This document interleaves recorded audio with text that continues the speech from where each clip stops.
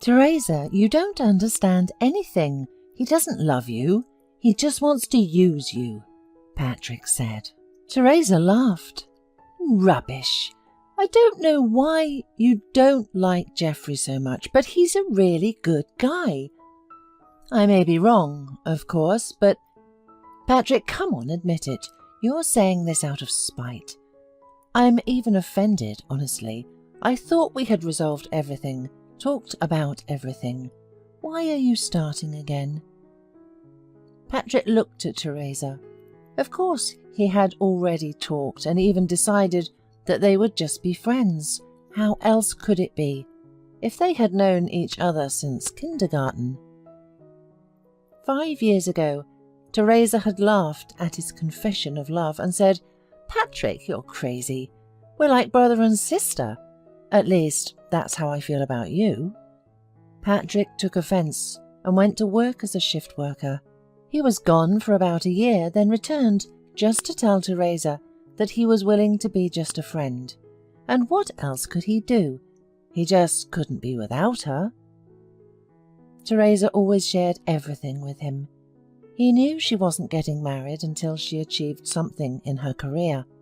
Patrick even teased her, saying that when she became older, useless to anyone but wealthy, then he would agree to marry her. But recently, Teresa shocked him that she was getting married. Patrick had a hard time holding back. It was good that she told him over the phone, but after a moment's pause, he asked, And who is this lucky guy? A local rich man? You wouldn't have agreed to anyone else. A year ago, Teresa had opened a small company that provides various services for businesses. The company, though small, brought in a steady income. Patrick knew that Teresa had plans to expand, and a strange thought even crossed his mind that she was getting married out of calculation to make it easier to develop her business. No, Patrick, you've got it wrong. He's just an ordinary guy. Really nice, Teresa corrected him. It's weird to call a grown man a guy. Let me guess, if you're 32, he's definitely over 40. Teresa laughed. Not at all, he's 25. What? Are you kidding? Patrick thought he must have misheard. He always thought of Teresa as a smart, mature woman. Teresa seemed offended. Why would I joke? Or do you think only pensioners can look at me now? You got me wrong. All right, it's your business. Will you introduce me to your fiancé? Of course, that's why I'm calling today. Today we have something like a wedding announcement. I'll be happy to see you among the guests. Patrick didn't like Geoffrey. In fact, none of Teresa's chosen ones would appeal to him. But Geoffrey, there was something about him. Patrick couldn't explain what exactly. He watched the man all night long and drew a few conclusions for himself. Firstly, Geoffrey hugged Teresa too frequently in front of everyone, as if he wanted everyone to believe in his sincerity. Secondly, he avoided looking people in the eyes. If you addressed Geoffrey, he would respond, but he would look anywhere but into your eyes. And thirdly, he waned to hang out too much. Everyone was tired of the party, and he still wanted music and champagne. Such people usually don't have any other interests besides having fun. But Patrick didn't say anything to Teresa at the party. He didn't want to spoil her mood. And today he only spoke up after Teresa said that she was taking care of all the wedding expenses because Geoffrey was having temporary financial difficulties. They argued so much that Teresa told Patrick not to come to her wedding and not to ruin her mood. Of course, she regretted her words, but when she decided to call him 3 days later, the subscriber was unavailable. Well, you've gone back to your backwards again. You should have gotten married. Maybe you wouldn't have time to be bitter then, said Teresa angrily and threw the phone away from her. She tried to calm down, reminding herself that the wedding was coming up soon, and she would have someone she loved by her side. And who loved her so much? Teresa had been with men before, but she had never experienced such strong emotions and feelings. However, happiness didn't last long. At first, Geoffrey was perfect. With him, Teresa couldn't be happier. But then, Geoffrey felt uncomfortable coming to her company because she was the owner and he was nobody. To solve this, Teresa made him her deputy.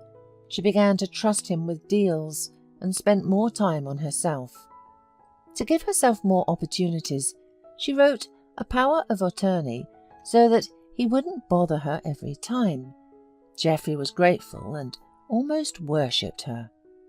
When people started telling Teresa that Geoffrey was cheating on her, she simply brushed it off. In her opinion, something like this couldn't be true. One evening they were returning from a restaurant and Geoffrey was driving. A tragedy occurred when he didn't see a person in the dark. The bump was strong. Teresa hit her head and the panel cut her forehead, causing her to lose consciousness. When she woke up, someone was telling her, "Wake up already, you smell of alcohol." It took a moment for Teresa to realize that this was about her. She tried to explain that she had only had a little wine at the restaurant, and then she opened her eyes and saw that she was behind the wheel, and a black-covered body was lying in front of the car. She turned around and saw her husband talking to the policeman. "You know, my wife always gets behind the wheel when she drinks. No scandals help, and this is where it led to," he said to the policeman, who nodded in agreement and wrote something down. Geoffrey looked at her and then smiled, but Teresa squeezed her eyes shut. This couldn't be happening. Her husband never visited her once.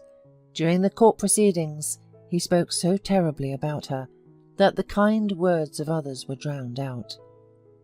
As the condemned Teresa was being led out, she turned to look at her husband. At first, he smiled, but the longer Teresa looked at him, the less happy his face became. Something in the wife's gaze made Geoffrey tremble slightly inside. A year passed. "Teresa Harmon, pack your belongings for departure." Teresa got up and gathered her things. She didn't believe until the end that they would release her. As the gate slammed shut behind her, she closed her eyes and cried. Lord, was she really free? Teresa learned from rare letters from former friends that Geoffrey had sold everything she had during the year. Well, it was her own fault, because she had signed the power of attorney with her own hands. He stayed in the city for some time, and then went to the sea with a young mistress. All this time, while her sky was divided into cells, Teresa believed that someday she would be free and would devote all her time to searching for Geoffrey.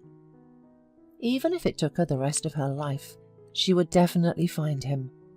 Teresa didn't even know what she would do when she found him, but finding him was vital. She would decide then. "Teresa?" The woman opened her eyes abruptly and stumbled. Patrick was standing near the prison gates. Her Patrick. He was the same, only his temples were completely grey. It was strange. How did he manage to turn grey like that?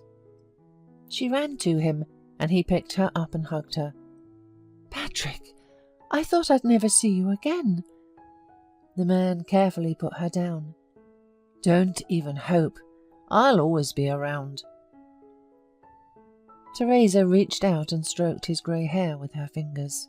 He chuckled shyly. "I turned grey while you were gone." Teresa burst into tears and Patrick had to give her water. He took her to the nearest town, where he had rented a hotel room. I arrived just 2 hours ago. Anyway, please make yourself at home. There's a bathroom. I'll go to the store. We should celebrate this occasion. Teresa lost track of time while soaking in the hot, fragrant foam. It felt like only 5 minutes had passed when Patrick cautiously stuck his head into the bathroom. You haven't fallen asleep in there, have you? Look, I bought something. Hopefully it will fit. And please hurry up a little. I'm already setting the table. Teresa opened the package. The lingerie was beautiful and soft. There was a snow-white robe and something else, but that was for later. Currently, she was content with what she had found on top. Geoffrey paced back and forth. He didn't like how Andrea was behaving. He had been there for her all this year, but as soon as he mentioned the need to start living more frugally because they were running out of money, she rolled her eyes and started being rude to him. Recently, he decided to talk to her. Andrea, don't you think you're not acting very nicely? I'm waiting for you at home and you're out somewhere. She lazily looked at him. I was at a restaurant. But we could go somewhere else together. Where? To the park? You don't have enough money for a decent restaurant. Geoffrey flared up. So you're with me just for the money? No, I'm with you for great love, Andrea laughed. Just like you were with your wife. You know, Geoffrey, you should find out if she's available. Maybe she can help you start another company. You can't do it yourself because you don't have enough brain. Honestly, Geoffrey wanted to hit her, but he knew he wouldn't see her again if he did. Andrea, Geoffrey, stop whining. A man shouldn't whine, she said, and left the room while Geoffrey looked at the door and clenched his fists. After a week, Andrea left without saying a word. She just packed her things and left silently. He tried to stop her and even shed a tear, but the girl didn't even look at him. Another week later, he was asked to move out of the apartment. It was a rental and Geoffrey hadn't paid for it for 2 months. He had no choice but to find a job. However, when he found out how much they paid in this town, he couldn't help but laugh. Taking out his last bit of savings, Geoffrey decided to return to his hometown, where he at least had a small apartment of his own. The city greeted him unfriendly. Geoffrey pulled up his hood and headed towards his house.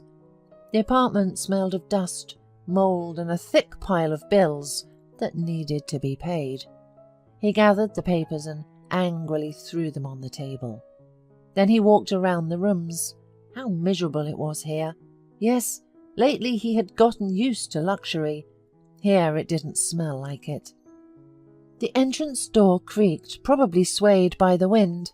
He headed to the hallway, but unfamiliar people were already entering the room. Geoffrey stepped back, and when he saw who came in the end, he even stumbled. Teresa?